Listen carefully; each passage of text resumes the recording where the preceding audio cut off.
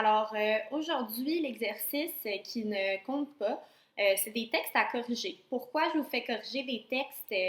Ben, premièrement, vous allez écrire un texte explicatif qui va compter bientôt. Donc, ça va être important de bien vous corriger. Puis la méthode de correction que je vais vous montrer aujourd'hui, si vous l'appliquez comme il faut, ben, elle est pas mal infaillible. Vous ne devriez plus vraiment laisser d'erreurs dans vos textes si vous faites ça comme il faut. Donc, l'exercice d'aujourd'hui n'est pas utilisé pour la bonification. C'est seulement un exercice pour vous préparer en vue de votre rédaction. Puis en général, là, quand vous écrivez un texte, ben, c'est important de bien se corriger, peu importe la situation. Donc, c'est pour ça qu'on fait ça. Ça va être à remettre par contre dans le dossier travaux confinement pour que je puisse voir qui l'a fait. Donc, c'est pas utilisé pour la bonification, mais moi, je note un peu tous les travaux que vous me remettez. Ça peut être positif pour vous là, de remettre beaucoup de travaux également. Ensuite, n'oubliez pas de remettre votre pratique de paragraphe explicatif qui est à remettre aujourd'hui. C'est dans le dossier travaux confinement également. Donc, si ce n'est pas déjà fait, vous me déposez ça là. Je vous rappelle que ça ne compte pas, c'est une pratique, mais je vais vous faire une petite rétroaction, puis vous allez pouvoir vous référer à mes commentaires pour écrire votre prochain texte explicatif, le dernier, qui lui va compter pour la bonification. Donc, une méthode de correction, quand je vous l'explique comme ça peut avoir l'air un peu d'une montagne. C'est sûr qu'au début, c'est très long à appliquer, mais le but de cette méthode-là, c'est que vous soyez capable, à un certain moment, d'appliquer ça directement dans votre tête, de ne plus avoir besoin de tout souligner, puis de tout de suite faire toutes les manipulations, puis toutes ces questions-là que je vous demande de vous poser, puis de noter sur votre copie, ben c'est dans le but que ça devienne des automatismes, donc que ça se fasse tout seul dans votre tête quand vous corrigez votre texte. Mais pour commencer, ben c'est sûr qu'il faut le faire sur papier. Donc, la méthode de correction se fait en 5 étapes. Donc, il y en a 4 qui sont plus importantes, là. Celle sur la ponctuation. Quand tu écris ton propre texte, tu mets un peu tes marques de ponctuation automatiquement, mais bon, il faut quand même se reposer la question là, quand on révise. Donc, ça va comme suit. La première étape, c'est par rapport aux accords dans le groupe nominal. Vous savez qu'il y a 3 systèmes d'accords dans le français. Donc, il y a l'accord dans le groupe nominal, l'accord avec le sujet, puis l'accord avec le complément direct. Donc, premièrement, on se concentre sur les accords dans le groupe nominal.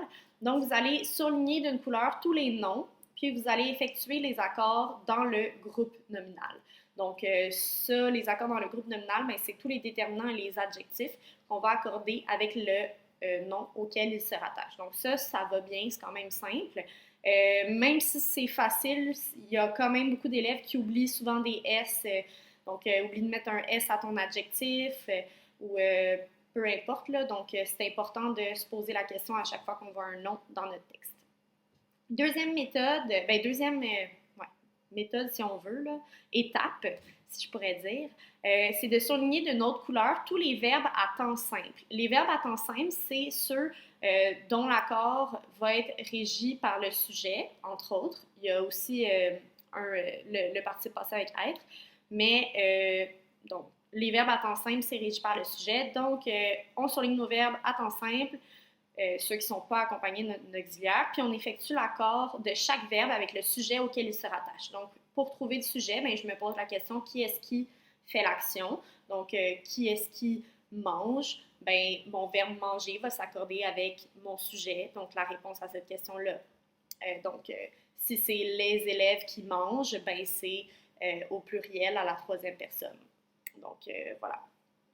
Ça devrait aller. C'est quand même assez simple.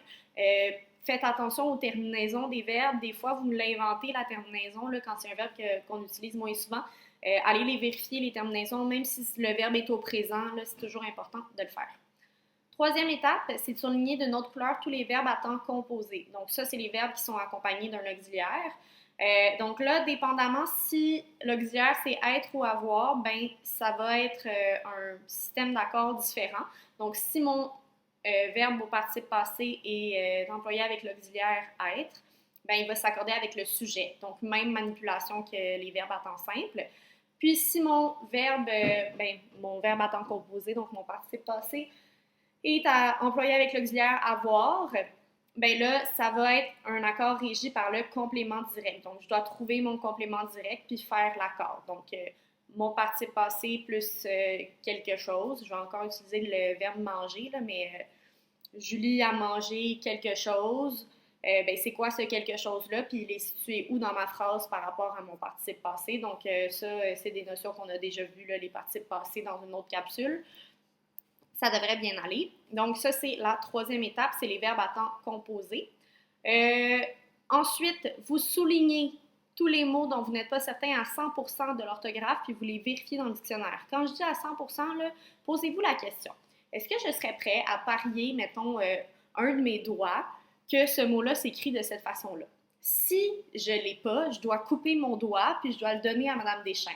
OK?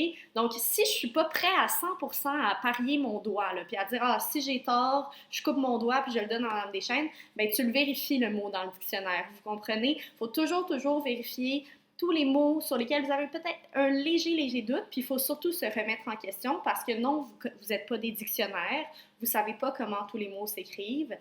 Donc, c'est important de tous les vérifier. T'sais, on s'entend que si j'utilise le mot chambre, ben une chambre, on sait pas mal tous comment écrire ça. Par contre, si je dis du papier cellophane, ben cellophane, c'est un mot que j'utilise très peu souvent, là, donc c'est important de le vérifier. Puis finalement, ben, la dernière étape, c'est de faire une vérification puis d'ajouter les signes de ponctuation là où nécessaire. Donc là, je peux me poser certaines questions comme est-ce que j'ai un complément de phrase ici? Est-ce que je dois l'encadrer d'une virgule? Rajouter mes points là où nécessaire, rajouter mes majuscules là où nécessaire. Des fois, il y en a qui me commencent des phrases avec des minuscules. Souvent, c'est une erreur d'inattention, mais ça arrive quand même. Donc, je vous montre un exemple de l'application de cette technique-là. C'est dans l'exercice que vous avez à faire. Moi, j'aime ça, faire des exercices comme ça, trouver des erreurs dans un texte. C'est peut-être parce que je suis prof de français que j'aime ça et ça m'interpelle, mais c'est comme un petit défi, là. Donc, peut-être, je vais peut-être vous lancer un défi. Vous m'enverrez vos travaux corrigés, puis celui qui a trouvé le plus d'erreurs, ben, je vous ferai une récompense pour l'année prochaine. Okay, on va faire ça. Donc, je reviens à mon exemple. Si je prends la phrase ici qui est dans l'exercice, de plus les activités sportives entraînent l'accroissement de plusieurs facultés qui peuvent nous aider dans la vie quotidienne. On voit tout de suite, là, vous allez le voir dans l'exercice, c'est bourré de fautes. Okay? Il y en a vraiment beaucoup des erreurs à trouver. Donc, vous devriez avoir beaucoup de plaisir. Alors, ça devrait ressembler à ça. Je me suis fait une petite légende en bas. Donc, mes noms sont soulignés en mauve. Mes verbes à temps simple en jaune, mes verbes à temps composé en vert, mais j'en ai pas dans cet exemple-là. Puis les mots dont l'orthographe est à vérifier sont soulignés. Donc ici, de plus les activités, ben, j'ai vérifié ce mot-là dans le dictionnaire, puis c'est un nom, donc je l'ai souligné et surligné.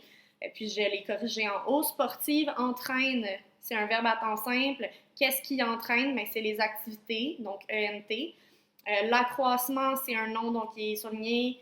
Il n'y a pas vraiment de déterminant qui l'accompagne ou il y a le L apostrophe, là, mais il n'y a pas d'adjectif qui l'accompagne non plus. Donc ça, c'est OK.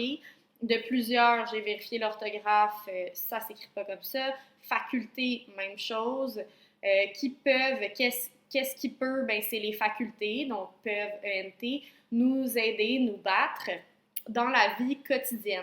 Donc, quotidienne, je l'ai vérifié et il était correct. Donc, ça devrait ressembler à ça. C'est sûr qu'au début, ça va être long à faire, tout souligné, mais à un certain moment, ben, ça va se faire pas mal plus rapidement parce que vous allez être habitué.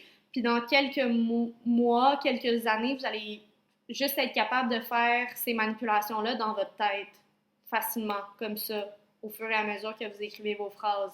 Donc, c'est pour ça que c'est important de la mettre en pratique maintenant. Si vous avez de la difficulté, surtout lorsque vous écrivez des textes, là, le plus gros truc, je vous dirais que c'est de se remettre en question. Il faut toujours se remettre en question quand on écrit un texte. Il faut toujours tout vérifier. Donc, voilà. J'attends vos exercices sur Showbie dans le dossier travaux de confinement. Donc, bonne journée!